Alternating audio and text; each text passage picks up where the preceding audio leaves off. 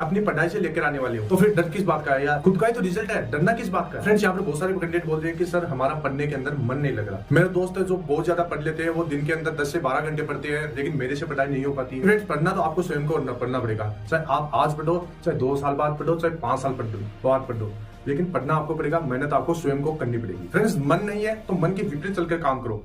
आपने वो कहावत सुनी होगी कि तू इस मन का दास नहीं, इस मन को ही अपना दास बना ले। तो इस जो आपका मन है, इसको अपना दास बना लेना है और अपनी तैयारी करना है। अपनी तैयारी बहुत भयंकर तरीके से कीजिए। जो ये लास्ट समय बचता है, ये लास्ट समय आपके लिए बहुत ज्यादा इंपॉर्टेंट होता है। अपने पेरेंट्स से इतना डरते क्यों? आपके मन में ये होता है कि पेरेंट्स क्या सोचेंगे, पेरेंट्स डिसअपॉइंटेड हो जाएंगे, रिश्तेदार डिसअपॉइंटेड हो जाएंगे, मैं इनको निराश नहीं करना चाहता, और यानी इस प्रकार की तमाम बातें आपके दिमाग में चलती रहती है। तो फ्रेंड्स, मैं आपको बता देता हूं, रिजल्ट किसका है? रिजल्ट आपका है, आपके पेरेंट्स का है, या फिर आपके रिश्तेदारों का है? रिजल्ट आपका स्वयं का है। तो इसके लिए आपको खुद को मेहनत करना पड़ेगा। आप सोचते होगे कि मेरे को पेरेंट्स डांटेंगे, रिश्तेदार डांटेंगे कि तुम्हारा सिलेक्शन नहीं हुआ। फ्रेंड्स, वो डांटते क्यों है? क्योंकि वो आपसे ये आशा रखते हैं, आपसे ये एक्सपेक्टेशन रखते हैं कि आप मेहनत करने लग जाओ। तो फ्रेंड्स, अब आप क्या करते हैं? पूरा दिन मोबाइल चलाते रहते हैं, आप पढ़ते बिल्कुल भी नहीं है, ऐसे ही किताब सामने रख लेते हैं और रील्स पे ज्यादा ध्यान देते हैं। तो इसलिए वो आपको गुस्सा होते हैं आपके ऊपर, आपको डांटते हैं। तो इस चीज का आपको ध्यान में रखना है, उनको डिसअपॉइंटेड नहीं करना है, मेहनत करके दिखाना है। बस वो आपकी मेहनत मांगती है। फ्रेंड्स, आप याद करो अपने जो बोर्ड्स के दिनों के अंदर क्या होता था, आप 1 महीने पहले ही अपना सारा खेलना कूदना, मूवी देखना वगैरह, बाहर घूमना वगैरह आप सब छोड़ देते और अपना पूरा फोकस अपनी स्टडी के ऊपर करते थे कि किसी ना किसी तरीके से मैं इन बोर्ड एग्जाम को क्लियर कर लूं। उन दिनों में आपने बहुत ज्यादा मेहनत करते थे। अब होता क्या है, अभी आप क्या करते हो? आप उन दिनों के बारे में सोचकर हंसते हो कि मैं उन दिनों में मैं कितनी ज्यादा मेहनत करता था एक बोर्ड एग्जाम को क्लियर करने के लिए। तो फ्रेंड्स, हंसना नहीं है, वही ताकत, वही मेहनत अभी इस एग्जाम के अंदर आपको लगा देना है। जीडी इतना हार्ड एग्जाम नहीं है, मैं आपको बता देता हूं। इतना अगर आप अपना 100% लगा देते हो, जो भी आपने पढ़ा है, जो रिवीजन लगा देते हो, तो आपका सिलेक्शन कोई नहीं रोक पाएगा। ये हो गई इंपॉर्टेंट चीज। अब आपको इन लास्ट के दिनों के अंदर, जैसे आपके पास 1 दिन का समय बाकी है, 2 दिन, 3 दिन, 4 दिन या 5 दिन का जितना भी समय बाकी है, इस समय के अंदर आपको क्या करना है? तो ध्यान से देखिएगा, अगले जो 2 से 3 मिनट आपकी लाइफ चेंजर रहेगी, आपके गेम चेंजर रहने वाली। तो ध्यान से देखिएगा। तो सबसे पहले ये देख सकते हैं, ये जो मैंने यहाँ पर जो चार्ट बनाया है, इसको आपको फॉलो करना है इन लास्ट के समय के अंदर।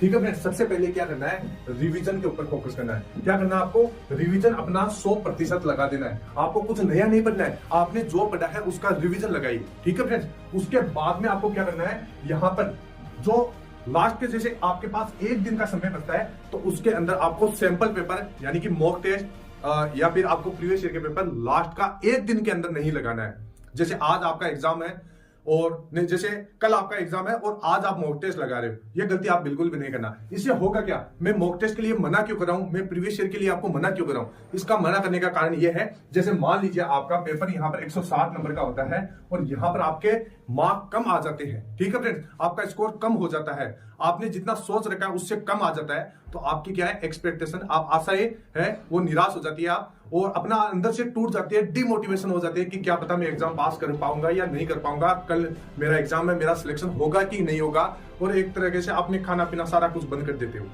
तो फ्रेंड्स, ये गलती आपको बिल्कुल भी नहीं करना है। जब आपका लास्ट का 1 दिन बचे आपके पास, सैंपल पेपर ना लगाइए। इसके बाद में मोस्ट इंपॉर्टेंट चीज है, दोस्त से बात नहीं करना है। जो आपके दोस्त आपको कॉल करते हैं, फ्रेंड आपको कॉल करते हैं कि क्या तुमने कितना पढ़ लिया, कितनी आपकी तैयारी हो गई है।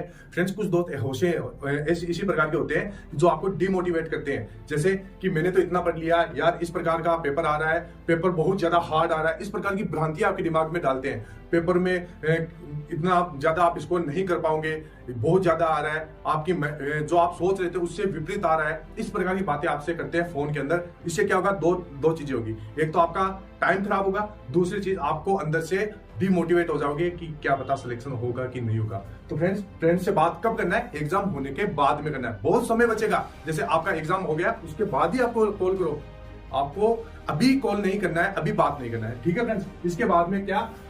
Stay away from the phone, mobile phone. अभी क्या करना है? जो लास्ट का समय, इसके अंदर आपको मोबाइल फोन से दूर रहना है। मोबाइल में क्या होता है, जैसे आप कोई भी अपनी जैसे स्टडी से संबंधित मटेरियल आप सर्च करते हैं, सर्च करने के बाद आप क्या करते हैं, इसमें जैसे यूट्यूब के अंदर सर्च करते हैं तो उसके अंदर बहुत सारे वीडियो आते हैं सजेशन के अंदर। तो आप क्या करते हैं? सजेशन के अंदर वो वीडियो देखने लग जाते हैं, रील देखने लग जाते हैं, इंस्टाग्राम चलाने लग जाते हैं, इसके साथ साथ जैसे फेसबुक चलाने लग जाते हैं। तो ये फोन है ना, अभी ये आपको इस फोन से दूर रहना है। अगर आपको सिलेक्शन लेना है तो ये डिस्ट्रक्शन की चीजें हैं, इनसे आपको अभी दूर रहना है। फोन कब चलाना है? जब एग्जाम हो जाए, उसके बाद आप जितना भी चलाओ, ठीक है फ्रेंड। तो ये चीजें आपको ध्यान में रखना है।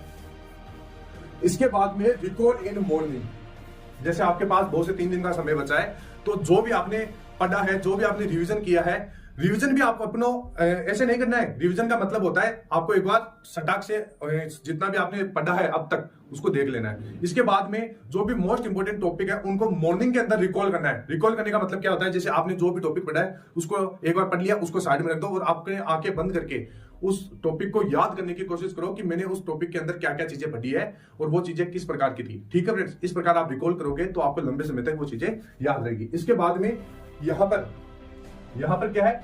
Good sleep.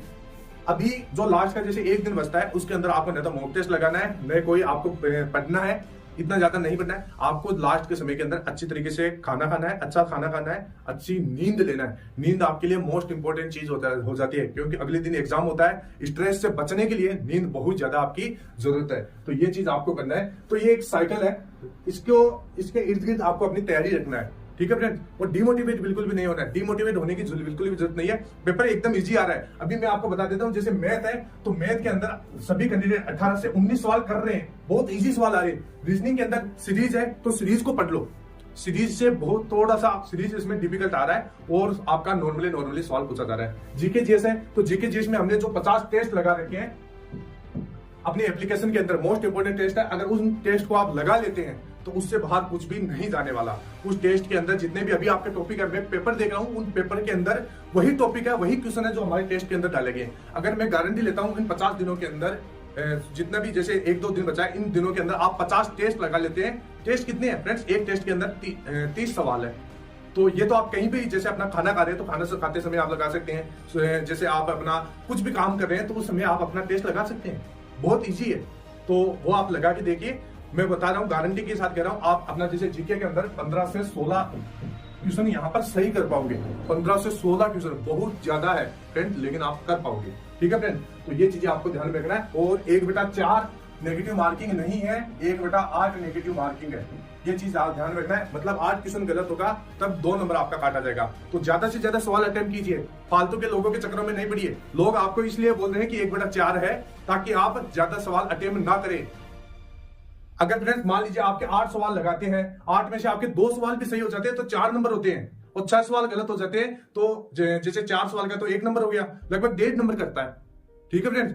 तो ये चीज आपको दिमाग में रखना है कि नेगेटिव मार्किंग इतना ज्यादा नहीं है, ज्यादा से ज्यादा क्वेश्चन अटेम्प्ट कीजिए। ये मैं खुद के एक्सपीरियंस से आपको कह रहा हूं। तो फ्रेंड्स ये थी सारी बातें, लास्ट के समय में आपको ये चीजें करना है। तो फ्रेंड्स फिर मिलते हैं नेक्स्ट वीडियो में, तब तक के लिए जय हिंद, जय भारत, वंदे मातरम।